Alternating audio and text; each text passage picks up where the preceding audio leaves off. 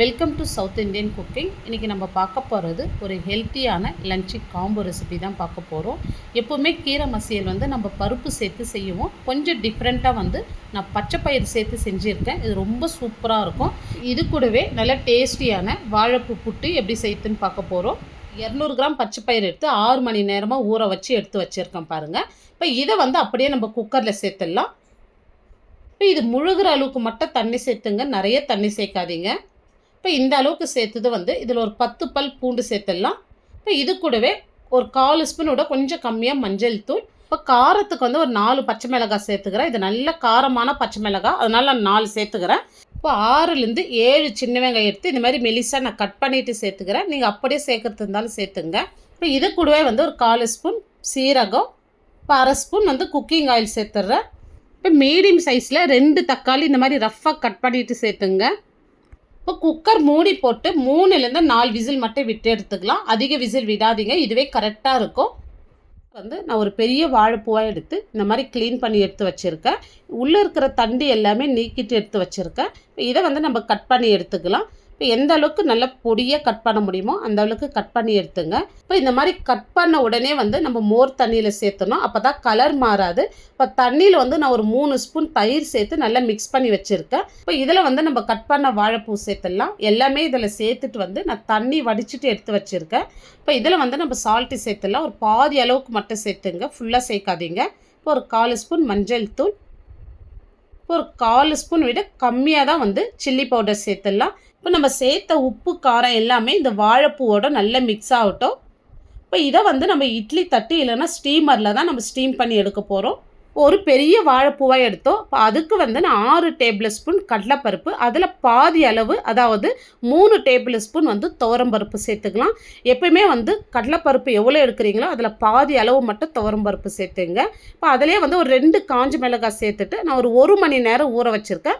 Maximum 1 மணி நேரம் ஊற வச்சுங்க. இப்போ இதை தண்ணி வடிச்சிட்டு அப்படியே ஒரு மிக்ஸி ஜாரில் சேர்த்துருங்க.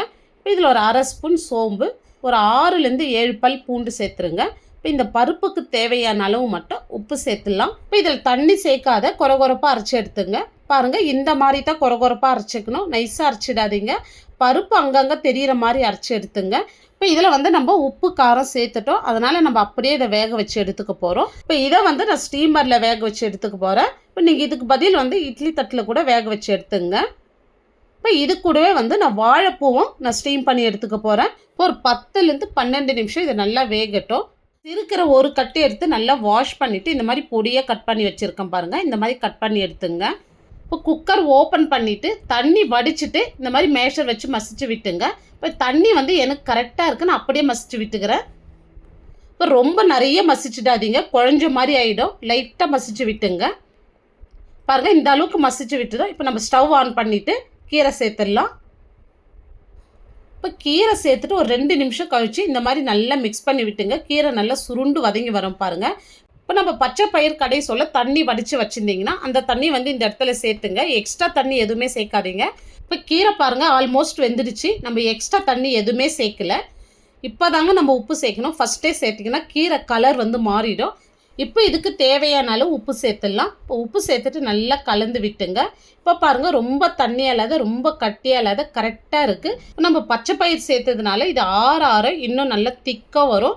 இப்போ பச்சை பயிர் மசியல் ரொம்ப சூப்பராக பண்ணியிருக்கோம். இதுக்கு ஒரு தாளிப்பு கொடுத்துடலாம். இப்போ ஒரு பேன் வச்சுட்டு 2 டேபிள் ஸ்பூன் குக்கிங் ஆயில் சேர்த்துட்டு எண்ணெய் சூடாக இருந்தால் ஒரு 1/2 ஸ்பூன் கடுகு, ஒரு 1/4 ஸ்பூன் சீரகம் சேர்த்துடலாம். இப்போ 2 காஞ்ச மிளகாய் உள்ளே இருக்கிற விதை நீக்கிட்டு சேர்த்துங்க. ஒரு 50 கிராம் சின்ன வெங்காயம் எடுத்து நான் நீல வாக்கில் மெலிசாக கட் பண்ணிவிட்டு சேர்த்துருக்கேன். நீங்கள் அப்படியே சேர்க்கறதுனாலும் சேர்த்துங்க. இப்போ பாருங்கள், இது கூடவே ஃப்ரெஷ்ஷாக ஒரு கொத்து கருவேப்பிலை சேர்த்துருங்க. இப்போ இந்த வெங்காயம் நல்ல கலர் மாதிரி வதங்கி வரட்டும். அப்போ தான் இந்த கீரை மசியல் டேஸ்ட்டு ரொம்ப சூப்பராக இருக்கும். இப்போ பாருங்கள், இந்த அளவுக்கு வந்ததும் இப்போ இது ஒரு 1/4 ஸ்பூன் பெருங்காயம் சேர்த்துடலாம். இப்போ வெங்காயம் பாருங்கள் நல்ல கலர் மாதிரி வந்திருக்கு. இதை அப்படியே எடுத்து நம்ம கீரை மசியலில் சேர்த்துடலாம். இப்போ நம்ம இந்த மாதிரி சேர்க்க சொல்ல நல்ல வாசனையாகவும் டேஸ்ட்டும் ரொம்ப சூப்பராக இருக்கும். ஏன்னா நம்ம சின்ன வெங்காயம் வதக்கி சேர்த்துருக்கோம். இப்போ இதோட ஒரு 4 டேபிள் ஸ்பூன் தேங்காய் துருவல் சேர்த்துருங்க. ஒரு டிஃப்ரெண்ட் டேஸ்ட்டில் நம்ம பச்சை பயிறு கீரை மசியல் பண்ணியிருக்கோம். கண்டிப்பாக இந்த மெத்தடில் நீங்கள் யாரும் பண்ணியிருக்க மாட்டீங்க. நீங்கள் ட்ரை பண்ணி பாருங்கள். 10 நிமிஷமாக நல்லா வெந்துட்டு இருக்குது. இதை வெளியே எடுத்துருங்க. இப்போ ஒரு பேன் வச்சுட்டு 2 டேபிள் ஸ்பூன் ஆயில் சேர்த்துடலாம். இப்போ ஆயில் சூடேறந்தும் 1/2 ஸ்பூன் கடுகு, இப்போ இதோடு வந்து 1 ஸ்பூன் உளுத்தம்பருப்பு, 1/2 ஸ்பூன் சீரகம் சேர்த்துடலாம். இப்போ 2 பச்சை மிளகாய் எடுத்து இந்த மாதிரி 2ஆக கட் பண்ணி வச்சுருக்கேன். இப்போ கொஞ்சமாக கருவேப்பிலை இதோடு சேர்த்துடலாம். இப்போது 2 காஞ்ச மிளகாய் எடுத்து இந்த மாதிரி கிள்ளிட்டு சேர்த்துங்க. இப்போ உளுத்தம்பருப்பு கலர் லைட்டாக மாறி வந்ததும் மீடியம் சைஸில் 2 வெங்காயம் எடுத்து நல்ல நீல வாக்கில் கட் பண்ணி வச்சுருக்கேன் பாருங்கள், அதையும் இதோடு சேர்த்துடலாம். இப்போ இந்த டிஷ்ஷுக்கு வந்து நீல வாக்கில் மெலிசாக கட் பண்ணிட்டு தாங்க சேர்க்கணும். இப்போ இது ஒரு பாதி அளவுக்கு வதங்கினா போதும், நிறைய வதங்கணுன்ற அவசியம் இல்லை. பாதி அளவுக்கு வதங்கி வந்ததும் இப்போ கொஞ்சமாக வந்து பெருங்காயம் சேர்த்துடலாம். பாருங்கள், இந்த அளவுக்கு வதங்கினா போதும். இப்போ இது கூடவே வந்து நம்ம காரத்துக்கு வந்து இப்போ நம்ம பச்சை மிளகாய் காஞ்ச மிளகாய் ரெண்டுமே சேர்த்துருக்கோம். இப்போ சில்லி பவுடர் வந்து ஒரு 1/4 ஸ்பூன் அளவுக்கு மட்டும் சேர்த்துங்க. ஒரு 1/4 ஸ்பூன் தனியாத்தூள், இப்போ கொஞ்சமாக வந்து ஒரு பிஞ்சு வந்து மஞ்சள் தூள் சேர்த்துடலாம். இப்போ இதை சேர்த்துட்டு வந்து நல்லா இந்த மாதிரி கலந்து விடுங்க. இப்போ பாருங்கள், வெங்காயம் வந்து இந்த அளவுக்கு தாங்க வதங்கி இருக்கணும், நிறைய வதங்கக்கூடாது. இப்போ நம்ம வேக வச்ச வாழைப்பூ இதோடு சேர்த்துடலாம். இப்போ வாழைப்பூ சேர்த்துட்டு நல்லா மிக்ஸ் பண்ணி விட்டுங்க. இப்போ இந்த இடத்துல வந்து கொஞ்சமாக வந்து நம்ம தண்ணி தெளித்து விட்டுக்கலாம். இப்போ இந்த மாதிரி தெளித்து விட்டு நல்லா மிக்ஸ் பண்ணி விட்டுங்க. இப்போ இந்த மாதிரி மிக்ஸ் பண்ணிவிட்டு மீடியம் ஃப்ளேம்லேயே ஒரு 2 நிமிஷத்துக்கு வந்து மூடி போட்டு விடுங்க. இப்போ நம்ம வாழைப்பூ வேக வைக்க சொல்ல கொஞ்சமாக உப்பு சேர்த்து வேக வச்சு எடுத்தோம். இப்போ கொஞ்சமாக சேர்த்துட்டு நல்லா கலந்து விட்டுங்க. இப்போ நம்ம பருப்பு ஸ்டீம் பண்ணி வச்சுருக்கோம். இப்போ அதை வந்து ஒரு மிக்ஸி ஜாரில் சேர்த்துட்டு பல்ஸில் வந்து 2 பல்ஸ் கொடுத்து எடுத்து வச்சுருக்கோம் பாருங்கள், எவ்வளோ உதிரி உதிரியாக இருக்குது. இப்போ இதை வந்து அப்படியே சேர்த்துடலாம். இப்போ பருப்பு சேர்த்துட்டு நல்லா கலந்து விட்டுங்க. இப்போ நம்ம ஸ்டீம் பண்ண பருப்பு வந்து நான் மிக்ஸியில் போட்டு பல்ஸில் போட்டு எடுத்தேன். இதுக்கு பதில் வந்து நீங்கள் கையில் கூட உதுத்து விட்டுக்கலாங்க. இப்போ பாருங்கள், பருப்பு சேர்த்துட்டு நல்லா பொடியாக நறுக்குன கொத்தமல்லி சேர்த்துடலாம். இப்போ கொத்தமல்லி சேர்த்து நல்லா கலந்து விட்ட பிறகு ஃப்ளேம் சிம் பண்ணிவிட்டு அப்படியே மூடி போட்டு ஒரு 1 நிமிஷத்துக்கு அப்படியே விட்டுருங்க. மூடி ஓப்பன் பண்ணதுமே இந்த வாழைப்பூ புட்டு கொத்தமல்லி வாசத்தோடு ரொம்ப சூப்பராக இருக்குது. இப்போ இதோடு வந்து நம்ம துருகி வச்சு தேங்காய் சேர்த்துடலாம். தேங்காய் வந்து அளவெல்லாம் இல்லை, உங்களுடைய விருப்பம் தான். தேங்காய் எவ்வளோ சேர்த்தாலும் ரொம்ப டேஸ்ட்டாக இருக்கும். இப்போ தேங்காய் பூ சேர்த்துட்டு நல்லா கலந்து விட்டுங்க. இப்போ வாழைப்பூ புட்டு வந்து ரொம்ப சூப்பராக பண்ணியிருக்கோம். இதை நீங்கள் செஞ்ச உடனே நீங்கள் சுட சுட சாப்பிட சொல்ல ரொம்ப டேஸ்ட்டாக இருக்கும்.